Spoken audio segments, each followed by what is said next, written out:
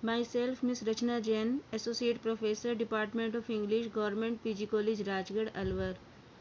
Today in this video lecture, I am going to teach you the detailed summary of the novel The Guide. This novel is in the syllabus of BA Part 3rd English Literature, Paper 2nd. Students, in the previous video, I have given you the small introduction of the author R.K. Narayan, who got Sahitya Academy Award for this novel, The Guide. The Guide tells us the story of Raju, born to a modest shopkeeper in the fictional town of Malgudi, India. Raju grows up at a time of great changes, most notable among them the construction of the railway line that comes to town in his childhood. The railway changes the family's fortunes and Raju's life forever. As a result of a second shop that Raju's father opens in the railway station, the family prospers and after Raju's father's sudden death, Raju takes over the railway station shop to continue his father's enterprise. However, Raju doesn't remain a shopkeeper for long. Soon he takes to showing the many visitors who arrive at the railway station the sights of Malgudi. In reinventing himself as a tourist guide, Raju often resorts to exaggeration and fabricated tales to impress his customers. His reputation as a guide grows to such an extent that he comes to be known as Raju Guide, sought out by the tourists from far and wide.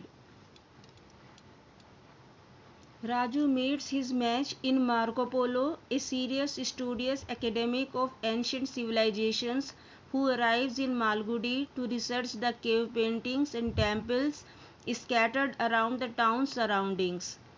He engages Raju's services as a tourist guide to navigate these many sites. Raju's impulsive dislike of Marco Polo, who is haughty and very angry young man, is further reinforced when he meets his young beautiful wife Rosie, who arrives in the town shortly after her husband. Raju is immediately taken by Rosie, who in spite of the foreign name she goes by, is an Indian woman trained in the art of Indian classical dance. When Raju takes Rosie to visit a snake charmer and watches her as she imitates the snake's movements in a fleeting dance, he is thunderstruck. He realizes the greatest dancer he has ever seen. Seeking to get closer to Rosie, Raju devotes himself to her and her husband's care. Soon it becomes clear that all is not well in the marriage.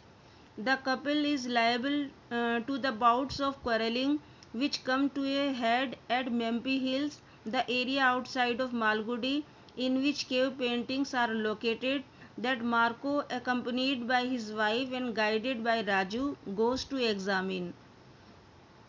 At Peak House, where the party lodges during the expedition to Mempi Hills, Raju learns that Rosie is dissatisfied with her husband primarily because he has banned her from pursuing her passion, the art of classical dance that has been practiced by the members of her family for generations. Taking advantage of Rosie's dissatisfaction, Raju flatters and compliments her, praising her dancing abilities, and soon they strike up an affair behind Marco's back. With Raju's encouragement, Rosie again tries to talk to her husband about commencing a career in classical dance, but she is rebuffed or refused and inadvertently reveals that she is having an affair with Raju, a man she tells her husband who appreciates her talents. This leads to a crisis between husband and wife. When Raju goes up to visit Marco and Rosie at Peak House, However, neither Rosie nor Marco reveal exactly what is going on, and instead, Rosie commands Raju to leave them alone. Raju returns to Malgudi, where, depressed by Rosie's absence, he has a difficult time picking up his old time, the shop at the railway station, and his work as a tourist guide. One day, a few weeks later, his trip to Peak House, Rosie appears with her luggage at the house that he shares with his mother. Raju's mother, a traditional woman, is surprised by the appearance of the single young woman but accepts her presence in the house for the time being. Raju learns from Rosie that Marco has left her. Raju is thrilled by Rosie's reappearance and is encouraging and supportive of her reawakened devotion to dance. She takes to practicing every day in his house. However, trouble soon begins to brew with his mother, who has heard rumors that Rosie is a married woman and has realized, moreover, that Rosie is a dancer who belongs to a lower caste. Financial troubles also escalate. Raju's creditor, the Seth, a merchant from whom he buys wholesale supplies for the railway shop, begins pursuing Raju in the court to pay back his debts. Raju's negligence of the railway shop also leads to the loss of business. Problems further escalate when Raju's uncle, his mother's brother, appears in the house, insults Raju and Rosie, and along with his sister demands that Rosie leave. Raju takes Rosie's side, and in response his mother packs up her things and departs with her brother. Throughout, Rosie, unaware of the extent of Raju's financial straits, continues practicing her art. One day she declares that she is ready to perform publicly, and after setting with Raju on the more traditional and captivating name of Nalini as an appropriate moniker for her public debut, Raju sets to work arranging her first public performance. From the moment of her debut, Rosie is a huge success. Raju, who takes credit for orchestrating her astronomical rise to fame, reinvents himself once again as the manager of the alluring and captivating Nalini. Nalini is asked for everywhere, and Raju's role in managing Rosie's career transforms him into a man of wealth and influence. Still pursued by the Seth by the deputies he owes for the railway shop, and finding that his father's home is now under mortgage to the Seth, Raju and Rosie move to a larger, more luxurious house where Raju takes to hosting important visitors and the politicians, bankers, and rich merchants, all men who seek access to Rosie through Raju. Keeping Rosie to a relentless schedule of engagements and performances, Raju nonetheless starts growing jealous of the artist friends that she likes to spend time with, and seeks to limit her contact with them. He does this in spite of sensing that a dangerous dissatisfaction is developing in Rosie. One day, he receives an unexpected parcel in the mail. It is the book that Marco, Rosie's husband, has published on the research on the cave painting in Malgudi. Raju hides the book from Rosie. Nonetheless, news of the publication reaches her. She becomes excited when she reads about Marco's book in a magazine. Not only that, but Rosie quarrels with Raju when she discovers that Marco's book has been sent to them, but that Raju has hidden it from her. Increasingly jealous of Rosie's preoccupation with her husband, Raju also hides a letter which arrives for Rosie from Marco's lawyers shortly after the arrival of the book. The letter concerns a box of valuable jewelry that Marco wants to release to Rosie. Instead of sharing the letter with Rosie, Raju forges her signature on the form sent by the lawyers, hoping to acquire the box of jewelry without Rosie's knowledge.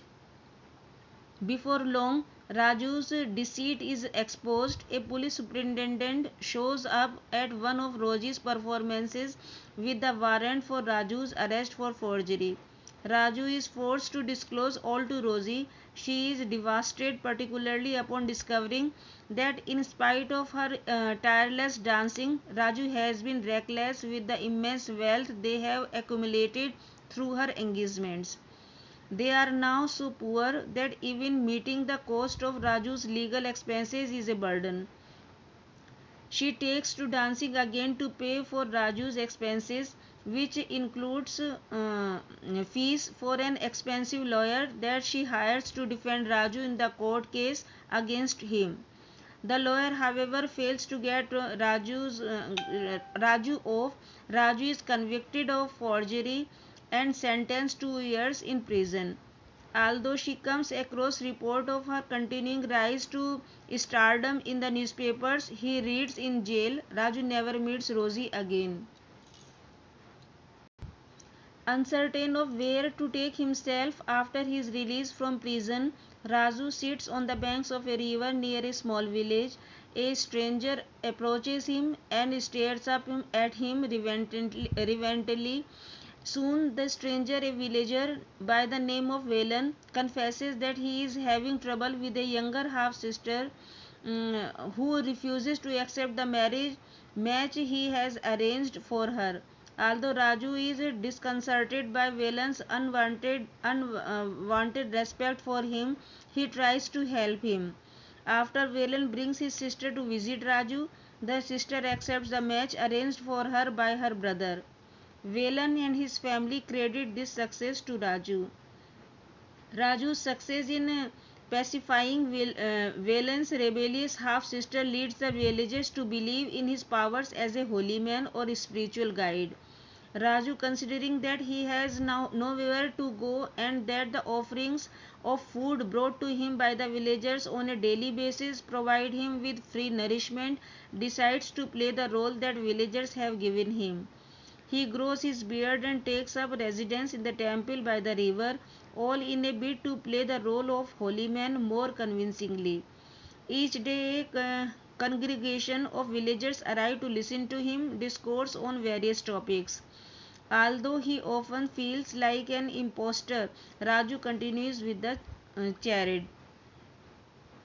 When a severe drought afflicts the village, Raju is unwillingly drawn into the undertaking a 2 week fast on behalf of the villagers to bring about the rains. Realizing the enormity of the sacrifice that the villagers expect him to undertake and afraid for himself, Raju finally discloses his full life story to Velan, including his history of deceit and imprisonment. Raju hopes that Velan will see that he is just an ordinary man, after all, devoid of the powers which the villagers have invested him with. However, after hearing Raju's stories, Velan's view of him remains unchanged. He speaks and looks at Raju with the same reverence and respect he had on that first day they met by the river bank.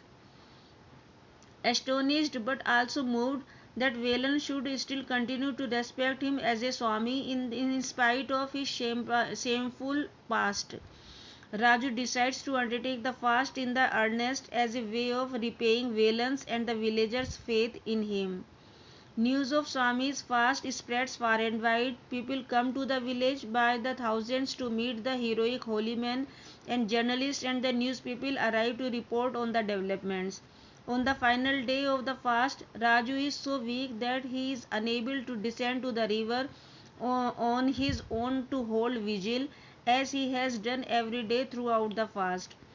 With Velan's help, however, he musters the energy to reach the depleted river. On the brink of the unconsciousness, he looks to the horizon and tells Velan that he feels rain coming over the hills. The ending of the novel leaves unanswered the question whether or the drought whether the drought has really ended or whether he dies. A central theme of the novel is the transformation of Raju from his role as a tourist guide to that of a spiritual guide. The title of the novel, The Guide, has a double meaning, and Raju is a sense a double character. As a tourist guide and lover, he is impulsive, unprincipled, and self indulgent. After his imprisonment and after his transformation as a holy man, he is careful, thoughtful, and self disciplined. The novel also tells two stories, that of Raju's relationship with Rosie and that of Raju's relationship with the villagers as a holy man. The novel begins with Raju sitting beside the temple and meeting the villager named Velan, who mistakes him for a holy man.